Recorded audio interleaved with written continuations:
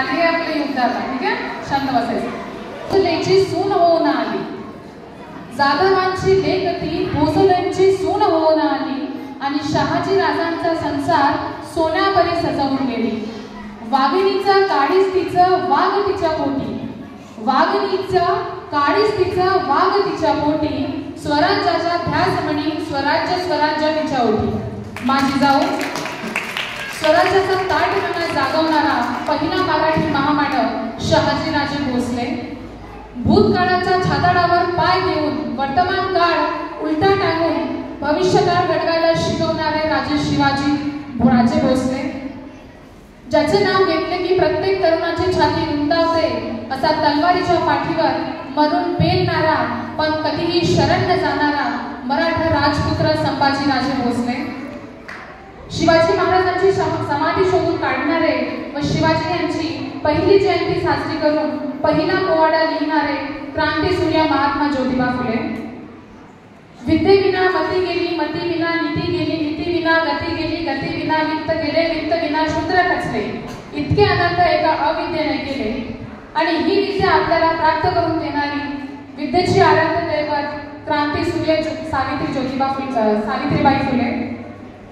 गुलामाला गुलामीची जाणीव करून द्या, तरच तो बंड करून उठेल, असा संदेश समाजाला देणारे भारतरत्न डॉक्टर बाबासाहेब आंबेडकर आणि तमाम महापुरुषांच्या महामानवांच्या विचारांना मी अभिवादन करते. खरं तर अंतःकरणातला हा आनंद असा हा दिवस छत्रपती शिवरायांचा जन्मोत्सव आपल्या शाळेत साजरा होत आहे आणि महाराजांचा इतिहास पुन्हा पुन्हा गाजतोय याचा मला सार्थ अभिमान वाटतो. महाराष्ट्राच्या भूमीवर मुघलांचा तांडव चालू होता तेव्हा हाडाची काढत आणि रक्ताचं पाणी करून माणसं जगत होती. तेव्हा या महाराष्ट्राला हवा होता एक झंकार, जगमगता पेटता अंगार आणि अखेर ती वेळ आली. 19 फेब्रुवारी 1630 ला शिवनेरीवर एक तारा चमकला आणि जिजाऊंचा पोटी हिरा जन्मला. तोच हिरा पुढे सह्याद्रीचा छावा झाला. सह्याद्रीच्या कुशीत जन्माला आलेला हा छावा शिवाजी नेमका कसे असतील शिवाजी, कसे असेल ते धैर्य, कसे असेल ते शौर्य, कसे असेल ते धाडस, कसा असेल तो पराक्रम, कसा असेल तो अभिमान स्वाभिमान, कसा असेल ते नेतृत्व वक्तृत्व कर्तृत्व, कसे असतील शिवराय. लक्षात घेतलं म्हणजे समजतं. दीनदलित गरिबांचे पायी होते शिवराय, हरलेल्यांचे ताईत होते शिवराय, तुटलेल्या विनेचा झंकार म्हणजे शिवराय. आणि महाराष्ट्राच्या मातीला अस्मिता आकार देणारे आमचे वाघ म्हणजे शिवराय.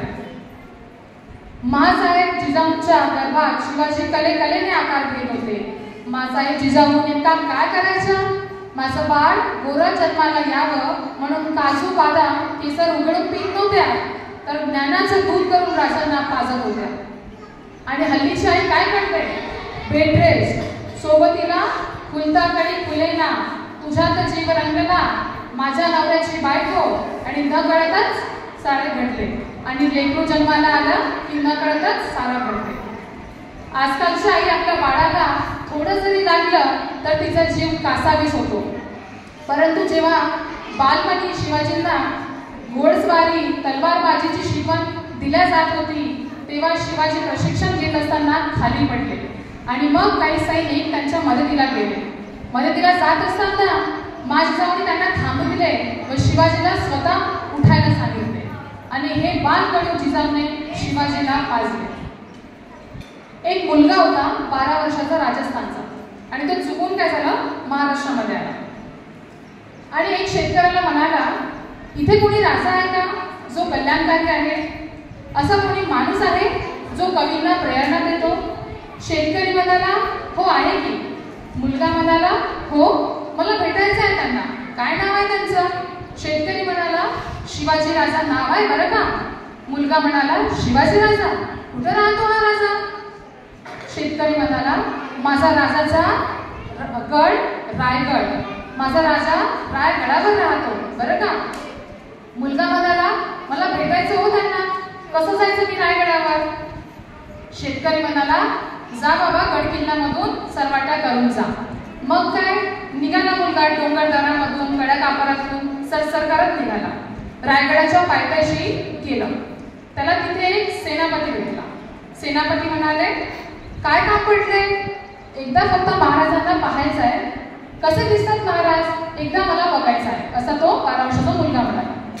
सेनापती म्हणाला, अच्छा महाराजांना बघायचं आहे, काय करतोस तू? मुलगा म्हणाला, मी गाणं लिहितो, कविता लिहितो. सेनापती म्हणाले, अच्छा मग शिवाजी महाराजांवर लिहिलं असेल ना गाणं? मुलगा म्हणाला, अरे नाही, लक्षातच नाही राहिलं.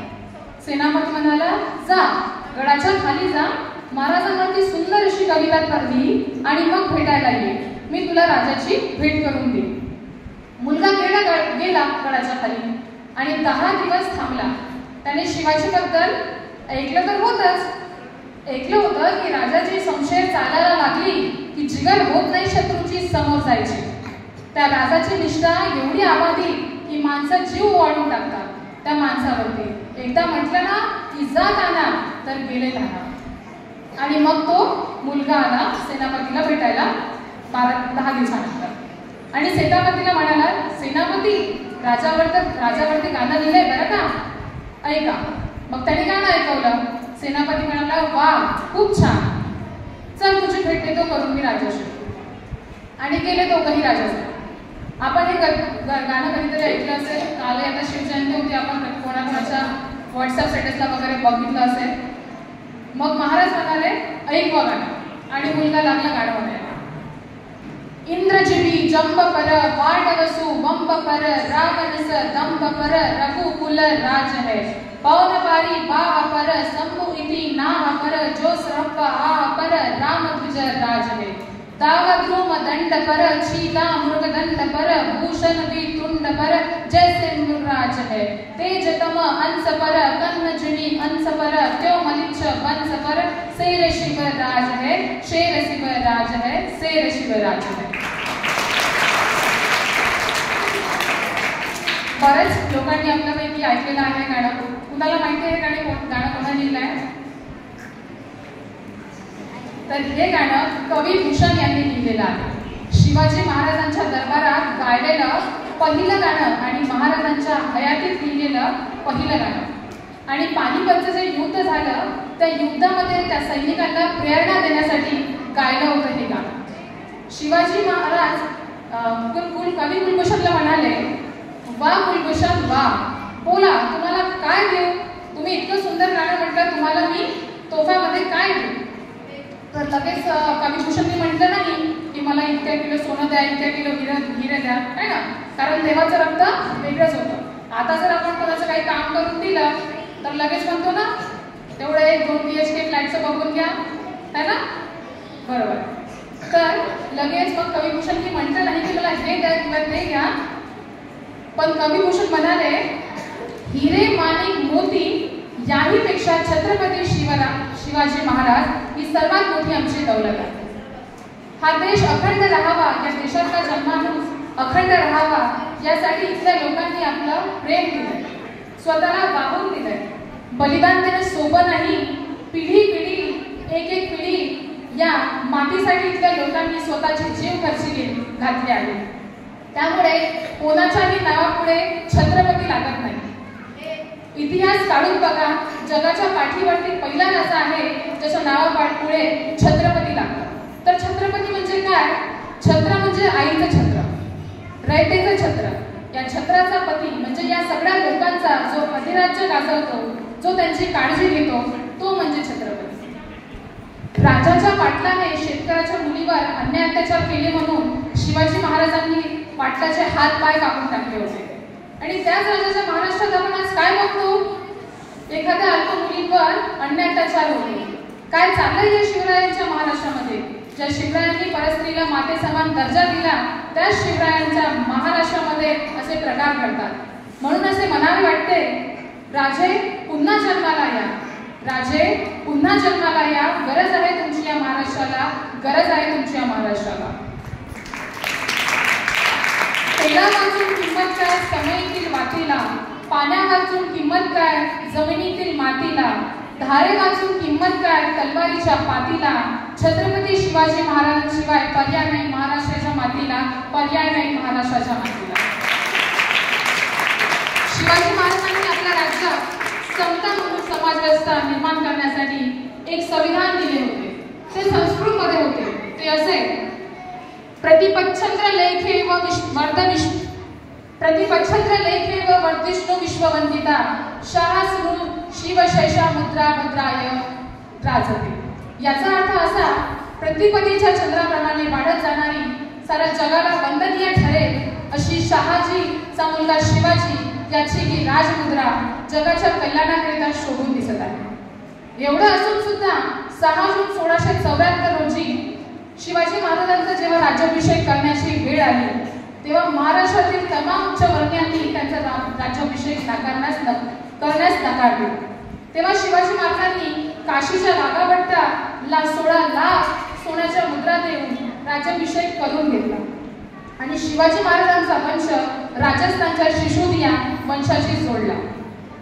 प्राध्यापक अशोक राणा त्यांच्या शिवाजी शूद्र कसा या पुस्तकात म्हणतात की शिवाजी महाराजांचा राज्याभिषेक हा डावा पायाच्या अंगठ्याने केला आणि राजाचा हा अपमान बघून माझी जिजाऊ बेहोश झाला.